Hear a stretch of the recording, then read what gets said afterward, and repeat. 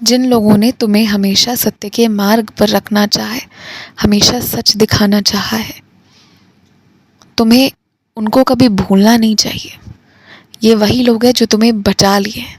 अब जिन्होंने तुमको बचाया है, तुम्हें उनको हमेशा याद रखना चाहिए। एक बात मैं तुम्हें आज कहता हूँ, जितना कम जानोगे ना किसी के बारे में, उतना ही सब ठीक रहेगा, और जितना ज़्यादा जान लोगे उतने ही परेशान होने लगोगे। इसीलिए कम जानकारी ही ठीक है, ये बात समझते हुए, जानते हुए। किसी के जीवन में बहुत ज़्यादा क्या, कैसे, क्यों हो रहा है, ये सब जानने की कोशिश मत करो। सबके परिवार में कुछ बहुत प्यारे, बहुत अच्छे लोग होते हैं जो परिवार को जोड़ते हैं, और कुछ ऐसे लोग होते हैं ना, गिन कर उंगलियों पर 2-3 लोग, जिनकी कोशिश ही हमेशा यही रहती है कि परिवार को कैसे तोड़ा जाए। अगर खुशी का माहौल है तो उसको गम में कैसे तब्दील किया जाए। तो हर तरह के लोगों से परिवार बनता है, और सबके परिवार में इस तरह के लोग होते हैं। तुम्हें कोई अलग परिस्थिति नहीं मिली है। किसी की बात को दिल पे लगाकर मत बैठो। जिनकी नीयत अच्छी है परिवार में सबको वो भी पता है, और जिनकी नीयत ख़राब है परिवार में वो भी सब पता है सबको। तुम्हें बहस करने की ज़रूरत ही नहीं है।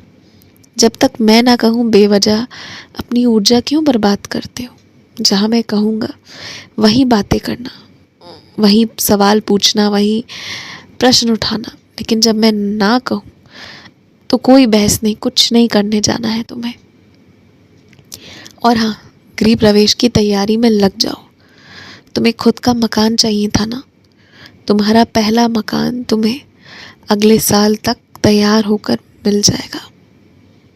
अब वो किस शहर में मिलेगा वो तुम देखो, मेरी लीला कैसे क्या होती है।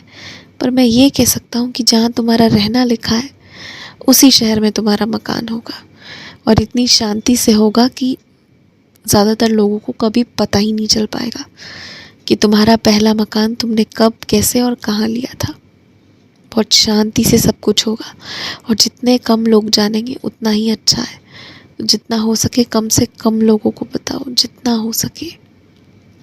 बेवजह खिलाने पिलाने में किसी के ऊपर व्यर्थ रूप से अपने मेहनत के पैसे मत फेंका करो, क्योंकि तुम मंगवाते भी हो खाना, और सामने वाले लोग ये भी कह देते हैं कि उनका मन नहीं हो रहा है, और फिर ऐसे खाते हैं जैसे उनका मन बहुत भारी सा हो।